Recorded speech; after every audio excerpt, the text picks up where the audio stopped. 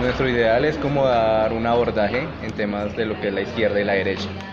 Pues Ah, nos gustaría como conocer sus diferentes puntos de vista acerca de estas dos posturas, teniendo en claro pues que la derecha es como un consenso en el cual se busque como una normatividad y que toda la norma siga como estaba, pero pues entonces acá se le da prioridad a que algunas personas tengan derecho en ciertas cosas y otros en otras cosas. ¿Qué es De- importante, Joan? Es importante saber y definir con mucho respeto qué es izquierda. Bueno, Para ustedes como estudiantes de psicología, ¿qué es izquierda? bueno, la izquierda pues es como un ente que busca más como una homogeneidad, una igualdad, porque precisamente lo que busca la derecha es que algunos tengan unos derechos y otros otros, o sea, mantener un orden en el sistema, una normatividad, mientras que el sistema entonces lo que dice es no, la izquierda, perdón, lo que dice no, pues todos somos iguales, todos deberíamos tener los mismos derechos, las mismas oportunidades de trabajo, todos podríamos tener las mismas decisiones. o sea que la derecha, según ese concepto, no tiene esa concepción. La derecha No es equitativo. no es equitativa.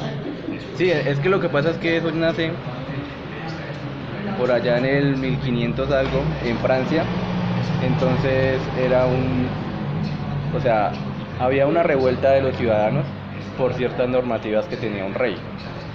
Entonces se fueron entre un juez de esa época y entonces se creó porque precisamente la derecha, o sea, los que defendían al rey, las normas que estaban ya establecidas, quedaron pues al lado del establecimiento, o sea, al lado derecho, y los revoltosos, el pueblo, quedó al lado izquierdo, y desde ahí se denominan estos conceptos.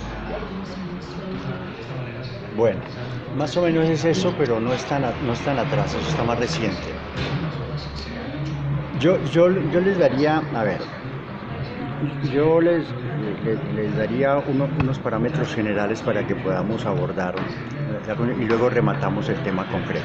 Pero mire, primero que todo, obviamente ustedes saben quién es Aristóteles. Él estableció una máxima bastante importante cuando dijo que el hombre era un animal social, es decir, un animal político, son politicón. Eso indica que estamos obligados, necesariamente obligados a vivir en grupo. Y los grupos tienen que tener un ordenamiento. No necesariamente una clasificación o una diferencia, sino un orden que es diferente. Para podernos entender. Básicamente ese es el primer concepto que después se ha traído a entender lo que es la política, que en últimas pues es la actividad que tiene que ver con la organización y la dirección de una sociedad, de un grupo social, de una sociedad. Esa es la política. Estamos acostumbrados a que la política la manejan los políticos. Entonces dice, bueno, es que los políticos que bajaron del cielo. Sí. Entonces ellos allá, uno aquí acurrucado. Y esa es la primera gran falla, el primer gran error de los ciudadanos. Que le dejamos la política y fundamentalmente a aquellos que menos están aptos desde el punto de vista del concepto de lo moral, de la ética, de la rectitud para manejar las cosas de la sociedad.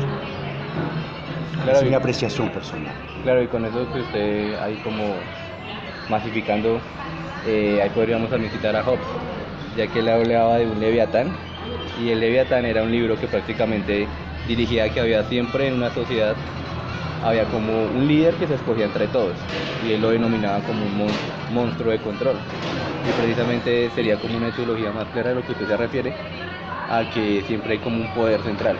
Sí, indudablemente tiene que haber dirección siempre, ¿no? Necesariamente tiene que haber dirección. Lo que pasa es que aquí hay un elemento que me parece que es bastante claro, que una cosa es administrar y administrar de consenso, y otra cosa es ejercer el poder para dominar.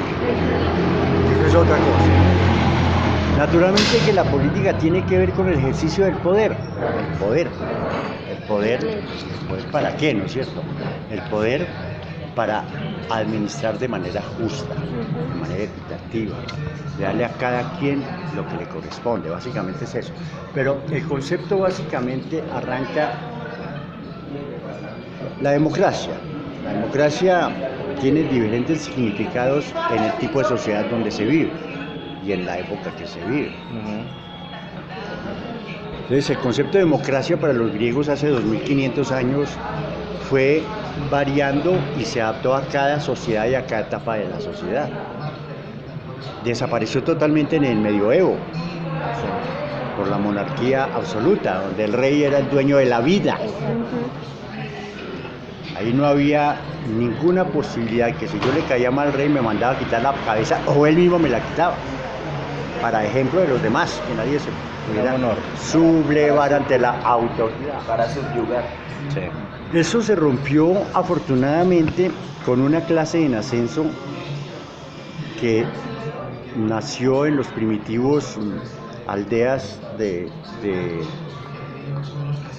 la Europa del siglo XII, XIII, XIV, el Burgos. Entonces comenzaron a aparecer los burgos, que eran los poblados de esas épocas, las aldeas, y los artesanos, los herreros, empezaron a tener independencia frente a los señores feudales, porque por su profesión o su oficio adquirieron una independencia y se establecieron en los burgos, por eso se llamó burgueses, que son los que se van a levantar después de 3 siglos de intentonas, se van a levantar y se van a rebelar contra la monarquía absoluta en 1789. Es donde arranca básicamente la concepción de democracia que hoy conocemos, que es la democracia burguesa, que es la que estamos. Ellos se sublevaron contra la monarquía absoluta y entonces la soberanía, la autoridad máxima del soberano básicamente va a terminar ahí y comienza a hablarse, que no se ha podido llegar todavía, a hablarse de la soberanía popular, la soberanía del pueblo, que quedó solamente en palabras, porque esta clase que hoy gobierna, que fue la que derrocó al anterior sistema feudal, esa clase llegó hasta un punto de desarrollo de la sociedad en que se estancó hace más de un siglo. El desarrollo social hace más de un siglo se estancó y no ha podido, en el caso colombiano, al precio que en 1925, en la década de los 20, el movimiento obrero en Colombia venía en auge porque se estaba desarrollando el país vía la concepción burguesa liberal del liberalismo colombiano.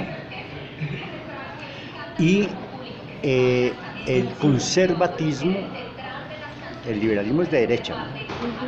Sí, ambos son de derecha.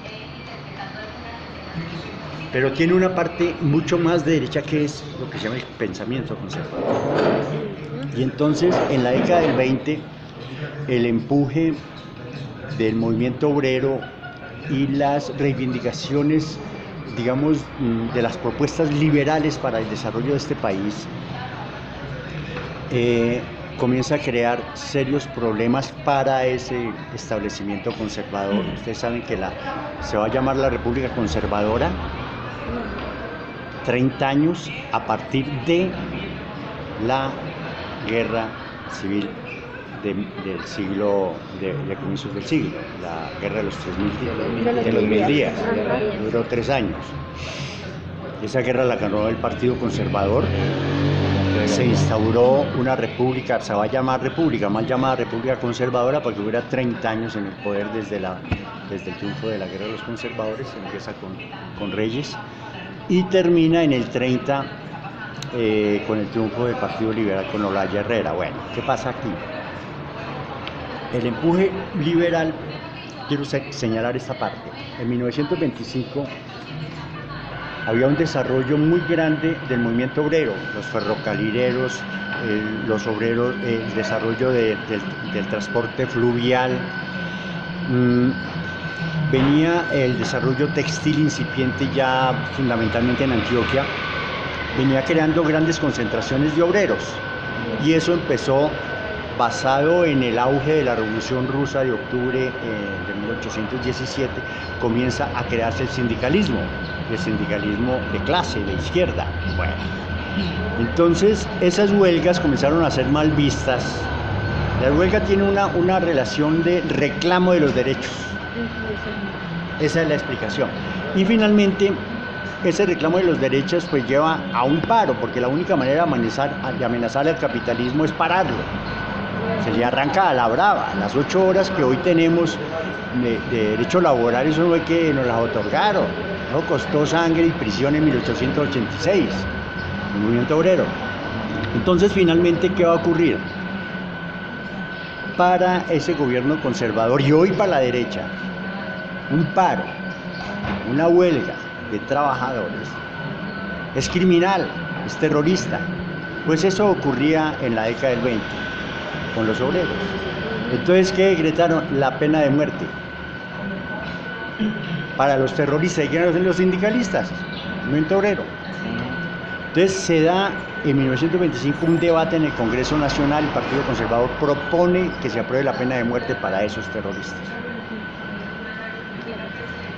Finalmente no pudieron imponerla, el Partido Liberal se opuso, de alguna manera había un sector conservador menos reaccionario, que se llamaban los republicanos, un poco más demócratas, y finalmente sintieron vergüenza de aplicar la pena de muerte y no se aplicó la pena de muerte, o sea, no se aprobó la pena de muerte, afortunadamente. Bueno, esto para decir que finalmente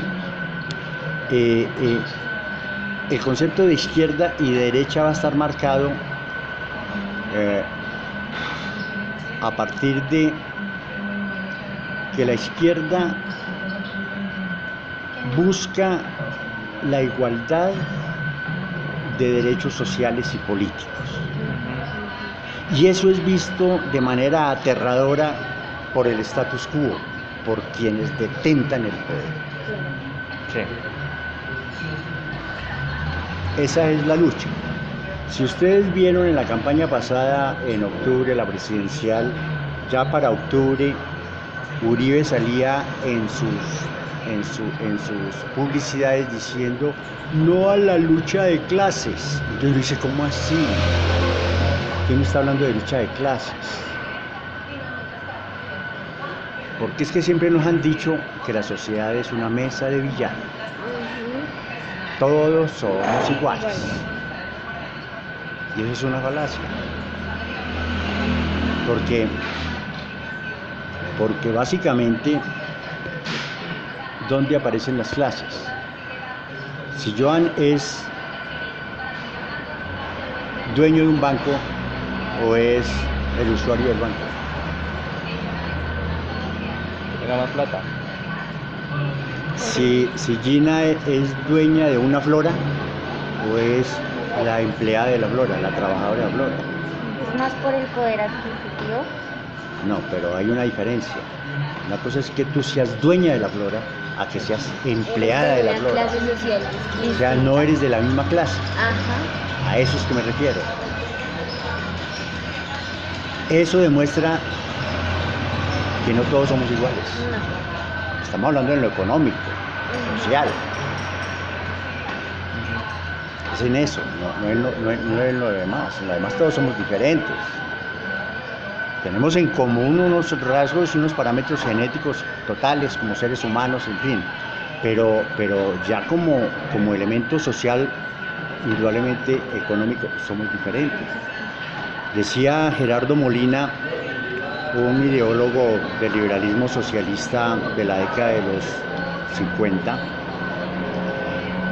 decía, ¿cómo puede pertenecer al mismo partido, en este caso el Partido Liberal, para decir algo? Preguntaba, ¿cómo puede pertenecer al mismo partido el ascensorista y el dueño del ascensor, el dueño del edificio? ¿Cómo es que ese ascensorista está en el Partido Liberal, que es el partido del dueño del edificio? Eso para explicar que los trabajadores siempre estarán equivocados cuando pertenecen a los partidos de sus patronos. Claro. Siempre estarán equivocados. Eso se llama alienación, están enajenados mentalmente. Bueno, en ese marco digamos como los tópicos generales de lo que podríamos ser política, ¿no es cierto? Pues, o sea, siguiendo como el orden de ideas de que acá en Colombia la cultura política está muy guiada como por la subordinación del pueblo hacia los mandatos políticos. Inicialmente porque aquí los valores, como los valores morales y éticos, juegan un papel muy importante. Sí, esa es la base. De hecho, tenemos que preguntarnos es desde ahí qué nos está pasando como sociedad. Desde ahí, no es más abajo, es desde ahí. Entonces, Perfecto. inicialmente pues la iglesia, que se ve como un patrón de seguimiento que se debe seguir porque es moralmente correcta, éticamente correcta. Entonces lo que genera en la sociedad es un patrón de subordinación. Entonces la iglesia es la élite al que debemos seguir el orden y nosotros como pueblo subordinarnos. Eso es lo que ocurre cuando empiezan a generarse como las ideaciones políticas de seguir a un líder y poder como de seguir a un líder y generar como ese seguimiento hacia ese líder. Cuando Colombia se convierte en un Estado social de derecho, que se supone que todos debemos tener los mismos derechos, libertades, libertad de participar públicamente, entonces ahí entran en juego los valores ya que estaban establecidos en la sociedad, o sea, los valores tradicionales a los valores nuevos que se quieren como desarrollar en esta nueva sociedad. Lo que no permite que Colombia se vuelva un Estado social de derecho, sino los valores tradicionales se anteponen ante los valores sociales que realmente deberíamos estar viviendo en este momento. Ese es como el verdadero problema de que Colombia pues no pueda salir como de esa sumisión en la que nos encontramos y sigamos eligiendo las grandes élites, las mismas familias, la misma gente. Sí, indudablemente que yo he llegado a esa conclusión de que hay primero una gran despreocupación, pero eso no es gratuito, pero existe una gran desconfiguración de lo que tenemos como precepto de lo moral público y de lo ético. O sea, al estar desconfigurado el concepto, o sea, si yo tengo el concepto de lo moral y de lo ético, en lo referente a lo público, a la cosa pública, si yo tengo una desconfiguración, mal puedo tener criterios frente a qué es lo correcto o no es lo correcto. Exacto. Por ejemplo, hoy en Facatativá es común encontrar a alguien decir, ¿pero qué? Todos son iguales. Hombre, pero mire, X está demostrando que no es tan igual, pero va a ser igual. O sea, eso tiene dos explicaciones. Una, porque yo estoy disculpándome por anticipado porque voy a votar por un corrupto. Sí, me antepongo. Yo una vez amarro los perros. U otra, porque es que no tengo claro o he perdido la fe en la posibilidad de lo correcto. Y si he perdido la fe es porque la ideología dominante me la ha hecho perder. Bueno, entonces en ese punto la discusión central que ustedes como nueva generación tienen que persistir desde hoy hasta siempre en la discusión central de cuáles son los parámetros éticos y morales del nuevo hombre, de la nueva sociedad, y qué es lo que impide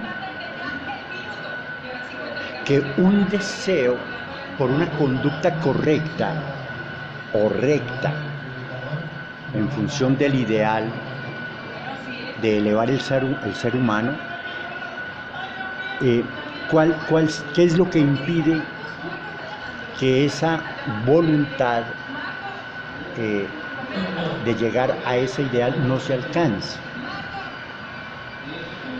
esa es la clave, digamos que ese es el meollo de la discusión de orden ideológico y político, no solamente de la sociedad colombiana, de la sociedad humana en este momento, en su totalidad. Ahora bien, cuando hablamos de que la sociedad está dividida en clases, no es una invención de los izquierdistas, no es una invención, no es una malquerencia, es que la existe en mi apreciación personal. Solamente hay dos formas de concebir al cosmos, a la sociedad y al individuo. No hay tres, dos formas de concebirlo. Es decir, en lo ideológico, lo filosófico, lo ideológico, lo político y lo económico. O el pensamiento liberal actual, que emana de la Revolución Francesa, el pensamiento liberal, o el pensamiento socialista. No hay otro. No hay más, no hay un intermedio. Hoy yo me denomino socialdemócrata. Esa es mi denominación. Es decir, que soy liberal, más demócrata que los liberales. Y aunque por convicción yo creo en el socialismo, las condiciones mentales no permiten en América Latina avanzar al socialismo. Porque ellos, los de la clase alta, los que son dueños del Estado, dijo Gaitán hace 70 años, Colombia está manejada por una plutocracia que no son más de 100 familias ricas. Y hoy está demostrado, en los últimos 200 años, el gobierno lo han mantenido 40, 50 familias. No han salido de ahí, lo dijo Gaitán, no lo dijo, y Gaitán no era marxista. Era liberal y avanzada. Lo dijo, Colombia está manejada por una plutocracia y no son más de 100 familias, lo dijo él. Eso sigue hoy vigente. Y para ellos, cuando se habla de lucha de clases, ellos tiemblan. Porque si la clase trabajadora en general, que incluye a la clase media, nosotros los de la clase media no nos sentimos proletarios, no necesitamos trabajar, creemos que somos privilegiados porque tenemos un sueldo de 5 o 7 millones de pesos y ya somos diferentes. Eso es una falsa concepción. Bueno, pero ese no es el punto. El punto es que si eso lo descubre en su generalidad la clase trabajadora, que son los más, y se descubren como clase en sí, comienza a cambiar las posibilidades del presente y del futuro de cualquier sociedad. Construir una nueva sociedad no es fácil, Gina. No es fácil. Porque es que los pensamientos nuestros son conservadores. Sí. Nosotros somos conservadores porque esa es la inercia del desarrollo de la historia, de la lucha natural. Sobre todo cuando se rompió el régimen primitivo que era comunitario. Había una jerarquía, claro que la había, pero no era una jerarquía de dominio. No era una jerarquía de dominio, es otra cosa. Ese régimen se rompe con la llegada de los españoles. Eso se llama el régimen de propiedad privada y eso es lo que determina las clases. Pero la propiedad privada no existió siempre. La comunidad primitiva lo demostró, y no lo demostró Marx, lo demostró Morgan, pero abogado y antropólogo norteamericano en 1860. Él es el que descubre en las comunidades indígenas de Estados Unidos que tenían, como él era abogado, defendía la propiedad privada. Les dijo, un momento, pero ¿cómo es que estos indios no tienen el concepto de propiedad privada? Y se puso a investigarlos. Yo ve estos indios tan raros. Y entonces le mandó un formulario para otros amigos que estaban en Australia. Y a los 5 años hizo un estudio y encontró que esas comunidades primitivas no tenían el concepto de propiedad privada. Esto para explicar que esas dos concepciones son antagónicas. Y eso es lo que explica el conflicto social en cualquier parte del mundo. Dijo Proudhon que la historia era el altar de la matanza, un filósofo alemán, contemporáneo de Marx, mediados del siglo XIX. Y Marx corrigió a Proudhon diciendo que la historia no era más que la lucha de clases. Y en últimas esa es la dura realidad. Es la realidad, es dura, pero es la realidad. Hemos cumplido una etapa de la charla, ahora sí abordemos más. Bueno, nosotros habíamos planteado también como en discusión el hecho de que nosotros veíamos que muchas ideologías, muchos pensamientos y muchas teorías Latinoamérica y Colombia las ha tomado de países como Europa o Norteamérica, pero que no se han creado como ideología o pensamiento que tenga en cuenta el contexto en el que nosotros vivimos, que es Latinoamérica, y en Colombia con toda la historia que hemos tenido.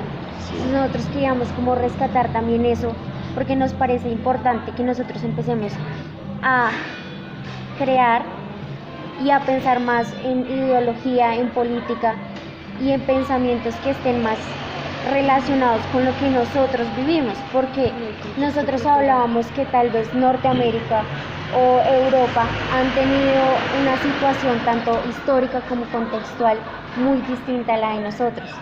Entonces el hecho de adoptar como sus pensamientos y sus teorías muchas veces no encaja acá, porque nosotros tenemos una forma de ser muy distinta, tenemos una historia distinta, que tal vez al retomar lo de otros países no nos sea tan funcional acá. Y precisamente hay como un problema de estética en el colombiano, porque lo que nosotros buscamos es como hacer como una copia de modelos de otros países, venirlos a impregnar a Colombia, y lo que generamos es un perdimiento, o sea, se pierde la cultura, nuestra propia esencia. Yo doy Sí, una es eso. opinión, yo doy una Sí, opinión. Orlando. Yo creo que esa ideología que Latinoamérica fue construyendo a través de muchos años fue debido a que tanto Europa como Norteamérica, ellos fueron colonizadores. Ellos fueron los que colonizaron el mundo. Dentro de nuestra cultura latinoamericana y sobre todo en Colombia, Perú, Ecuador, nuestros pueblos eran indígenas, 100% indígenas. Cuando llegó la época de la colonia, si nosotros lo analizamos, ellos utilizaron las imágenes creadas por la iglesia, sobre todo cuando comenzó la época de colonización de parte de Cristóbal Colón. La condición de la reina Isabel de España fue que él impusiera en Latinoamérica y sobre todo en Colombia la iglesia católica, porque esa fue la única condición que ella le puso a él, que las riquezas que él se llevó, como el oro, como las aves, como todo lo que fabricaban los indios. Y no solo eso, sino, digamos, la colonización que hicieron a medida de genes, de genética, porque vinieron acá y tomaron nuestras indias, y nuestra raza pues prácticamente tenemos genes de todas partes. Pero entonces a lo que yo voy ideológicamente hablando es de que ellos impusieron su ideología y la impusieron con sangre, porque ellos violaban a las indias, Sí, porque ellos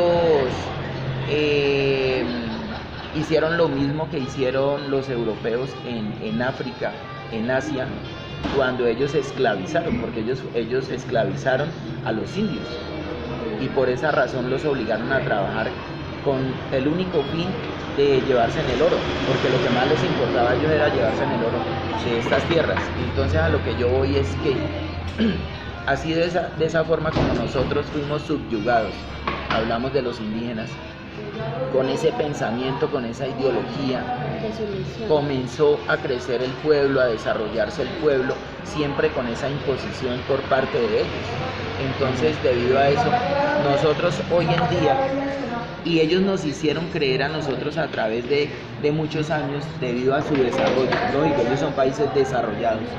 Nos hicieron creer que solo ellos tienen el poder, que solo ellos son los que son capaces de formar la industria, las empresas, porque ellos siguieron manejando estratégicamente ese pensamiento para imponérnoslo a nosotros, y nosotros hoy en día los admiramos a ellos cuando el desarrollo que nosotros tuvimos fue muy diferente al que ellos tuvieron. Y es algo muy crucial porque, por ejemplo, uno le pregunta a España la historia que pasó acá, lo que sucedió, y ellos lo que van a decir, no, es que nosotros lo que le dimos a Latinoamérica, a Colombia, fue sí, nos culturizaron el lenguaje, nos enseñaron el español, nos dieron un paso a la industria.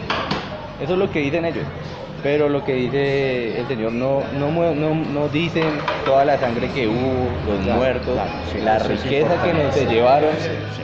Sí, a mí me parece, primero quiero resaltar en ustedes que me sorprende favorablemente que tienen un avance crítico frente a unas nociones críticas frente a estos elementos que son de fondo, ¿no es cierto? Eso me parece importante. El tema es este, mire, la ideología dominante en una etapa determinada de una sociedad es la ideología dominante de la clase que domina la sociedad. Esa es una premisa básica. La forma como pensamos no es de nosotros, es derivada de la ideología central de quien domina. El problema de las sociedades acerca de la legitimidad o de la autenticidad de las ideas, es lo que estaría en discusión. Si América Latina, si Colombia tiene una legitimidad en rescatar una forma auténtica de pensar lo social, lo económico o lo filosófico. Esa es la discusión. Si existe un pensamiento filosófico latinoamericano que pueda distinguirse del concepto general de la filosofía, en general, si existe o no, es eso. Es un tema que no se va a agotar indudablemente, hay que seguirlo machacando, pero mire, en términos generales, el pensamiento marxista plantea que las condiciones socioeconómicas determinan la forma de pensar.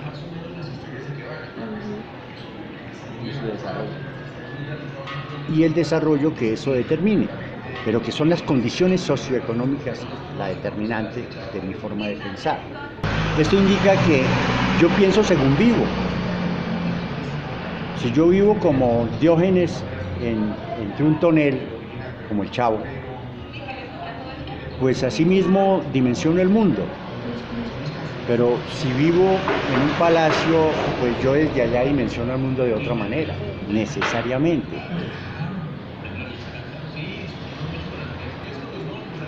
Es decir, que ideológicamente no podríamos hablar de una ideología propia de Colombia o una ideología propia de Latinoamérica frente a los contenidos centrales de la lucha política. Habría que determinar cuáles son las formas apropiadas de nuestra nacionalidad, y eso tiene que ver cómo es que está estructurado el poder desde la clase dominante en Colombia para poder enfocar la lucha contra esa clase dominante. Ahora, el que se habla mucho, Joan, y estamos de acuerdo en eso, que se critica mucho que aquí en el caso de la independencia se pudo haber roto el hilo conductor del desarrollo histórico que traía la sociedad aborigen nuestra. De hecho, hay algunos, digamos, estudiosos preocupados en que el modo de producción de la América India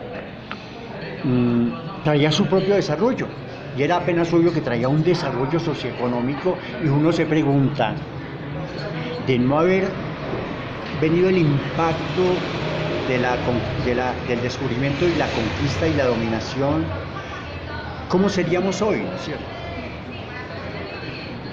¿Cómo seríamos como sociedad? ¿Qué tipo de sociedad seríamos? ¿Mejor o peor? Es una respuesta muy difícil de determinar, máximo cuando estamos marcados por el concepto que el desarrollo industrial es el parámetro de desarrollo de la humanidad.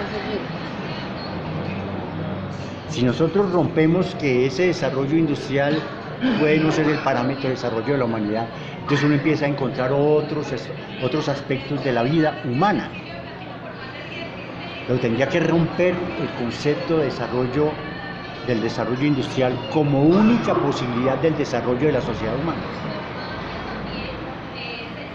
Entonces, en ese sentido, está por averiguarse si el desarrollo de Amerindia, de América India, sin el toque del impacto europeo, sería lo ideal para el desarrollo de la sociedad humana o de la sociedad latinoamericana.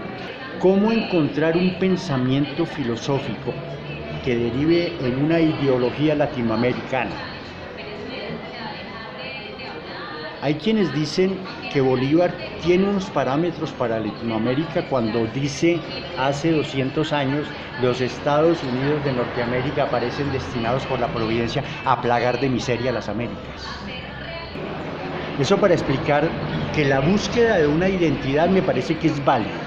Yo creo que sí hay que insistir en encontrar un perfil de identidad latinoamericano para tener raíces propias. Pero no podemos ser tan excluyentes, porque también nos equivocamos al descontextualizar de la lucha frontal por una nueva sociedad mundial, que tiene que estar por fuera de los contextos del individualismo de las multinacionales, o sea, del capitalismo rancio. O sea, si busquemos qué es lo que nos identifica como nación, como etnia latinoamericana, pero no tanto para excluirnos, porque entonces nos estamos convirtiendo también, primero caeríamos en el error de la exclusión, de que nosotros somos diferentes al ser chino, al ser europeo, al ser escandinavo. No somos nada diferentes. Bueno, entonces en términos generales, la búsqueda por una identidad de pensamiento sí me parece que es lógica, y hay intentos de filosofía latinoamericana que vale la pena mirar, porque desde la filosofía es que se encuentra el hilo conductor de una ideología. Pero esa ideología con absoluta seguridad no va a estar aislada del contexto general de la ideología que compete al resto del mundo acerca de la transformación de la sociedad, o sea, de cambiar las estructuras esenciales de la forma de ser de la sociedad actual para que haya una nueva sociedad. La canción de la alegría de Beethoven dice clarito: el día en que todos podamos reír como verdaderos hermanos. Obviamente Beethoven no tenía tiempo para pensar en política, escasamente su cerebro le daba para producir sinfonías. En ese sentido, pero eso se lo responde Marx después cuando dice, Hobbes es el que dice, y esa frase ni siquiera es de Hobbes, la de que el hombre es un lobo para el hombre, esa es de un filósofo griego del siglo II antes de esta era, que parece que es Plotino, no tengo claro en este momento qué fue, ya en Grecia, en Egipto, él vivió en Egipto, y dijo que veía la cosa del individualismo y decía: el hombre es un lobo para el hombre, porque nos tragamos todos entre todos, eso se llama fagosismo social, ¿no? Tragar. Y hoy el fascismo dice eso: el que más saliva tiene, más harina traga. Es decir, de malas el que no tenga saliva. Esa ley del más fuerte es la que está imperando. La pregunta es: ¿debe imperar? La pregunta. Eso es lo que hay que resolver. porque si es así, que la ley del más fuerte debe imperar, entonces la verdad yo soy un débil. A mí me debían aplicarme la eutanasia. Yo no sirvo a la sociedad. ¿Sabes? Bueno, en términos generales es eso. No sé qué otras cosas podemos agregarle al asunto. Pues digamos, yo estaba pensando en lo que usted mencionaba, de que no nos podemos desprender del todo como de esa ideología, pero tal vez sí podríamos empezar como a ser más críticos con lo que empezamos a adoptar acá. Correcto. Y no empezar como a desviar la mirada a otros países y digamos quitarle valor a las teorías que se crean acá, porque lo que nosotros tenemos en Latinoamérica es que tenemos ciertas ideologías, ciertos pensamientos, pero nosotros lo que hacemos es que le damos más importancia al que viene de otros lugares. Claro, claro. Tenemos un problema, ahí sí podríamos ubicar eso como un problema de identidad. O sea, de desidentidad. O sea, estamos acostumbrados, yo preguntaría, ¿de dónde viene esa idea de desidentidad de nosotros?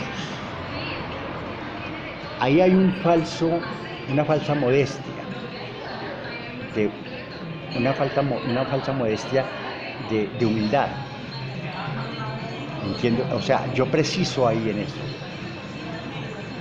Nos han enseñado a ser modestos, a otorgarle siempre a los demás, nos decía la urbanidad de Carreño, por edad, por dignidad y por gobierno, entonces nosotros nos agachamos. Tampoco es ser arrogantes, yo, porque ese es el otro extremo, hay que ser equilibrado. Pero uno pensaría que la falta de identidad, que es una falta de arraigo y falta de fortaleza en nosotros mismos, en últimas ha sido inducida por algo o por alguien. Una colonización del pensamiento. Se han colonizado el pensamiento en que nosotros no valemos nada. Exacto. Pero no solamente es la ideología política de la clase dominante la que nos hace sentir menos,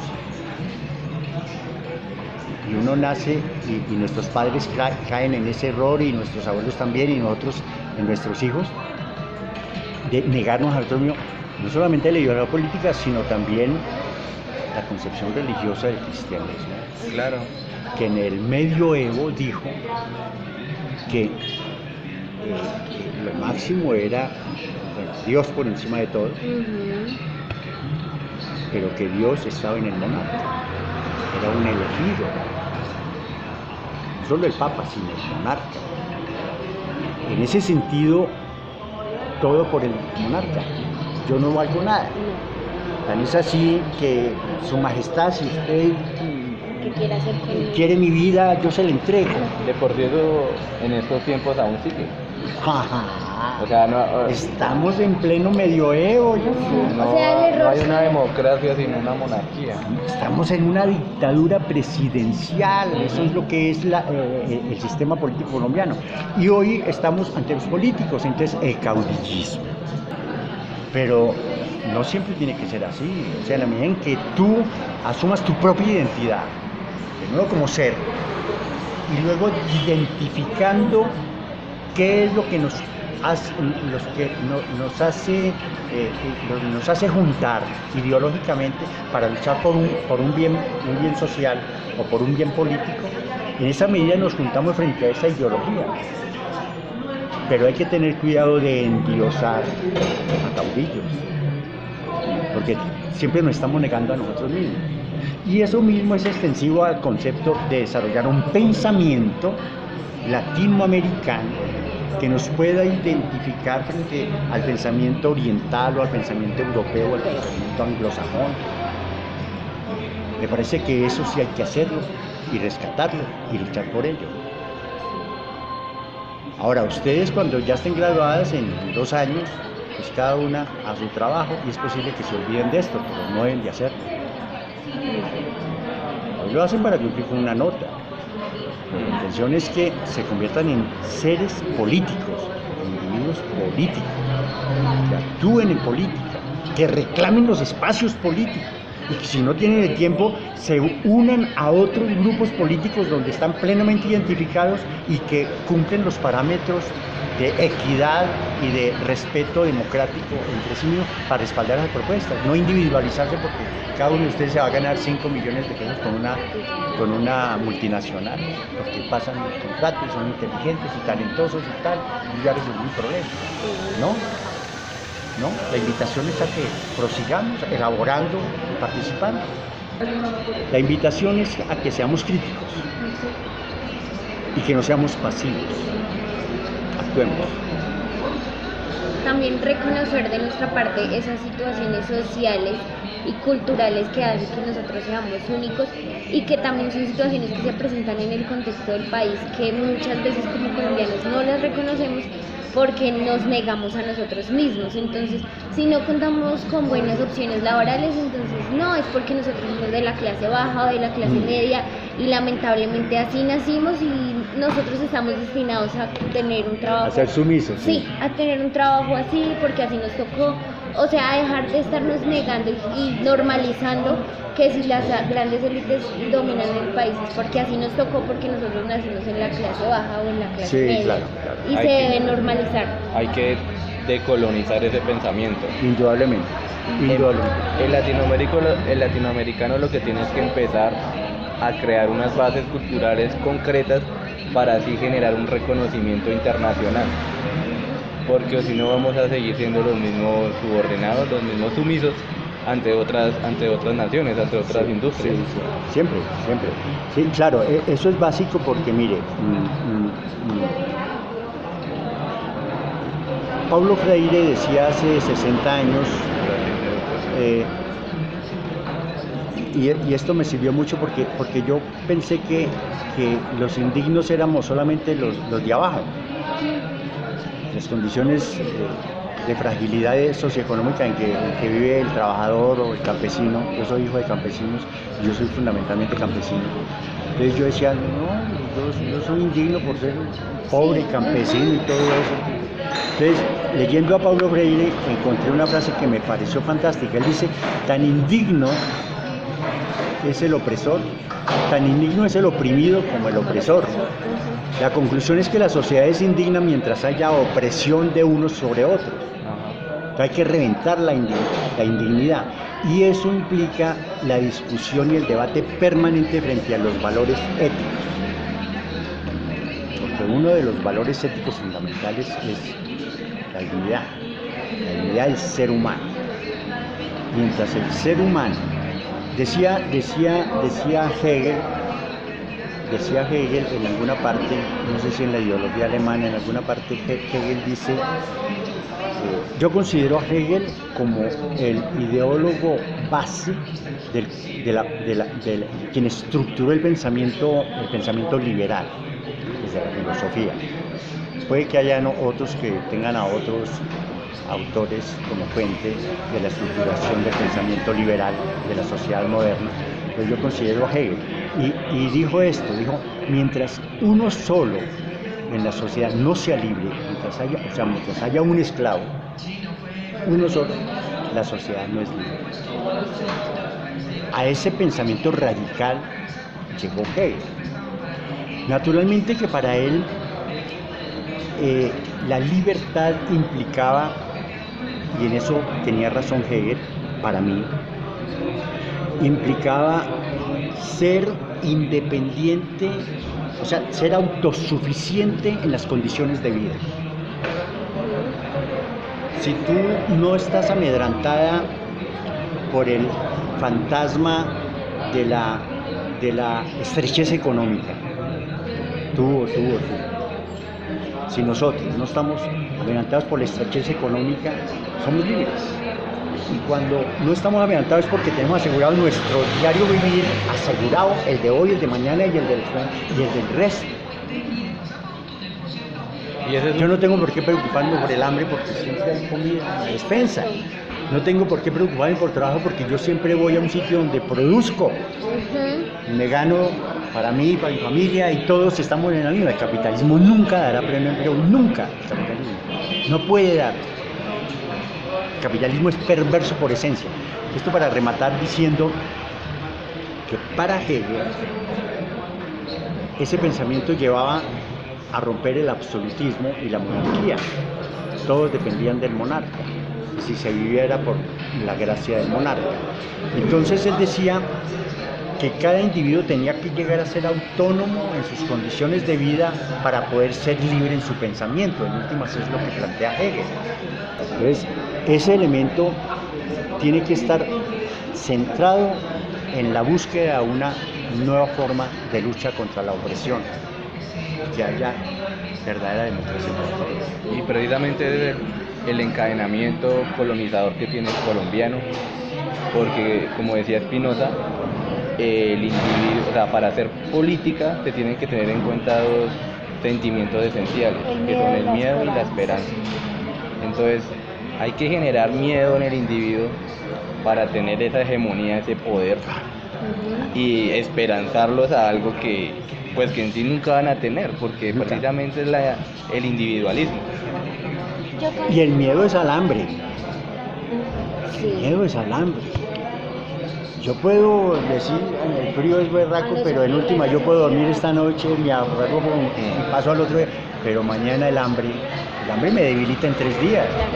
El frío, si es muy corriendo, pues me muero, como está pasando en Europa, los fríos están.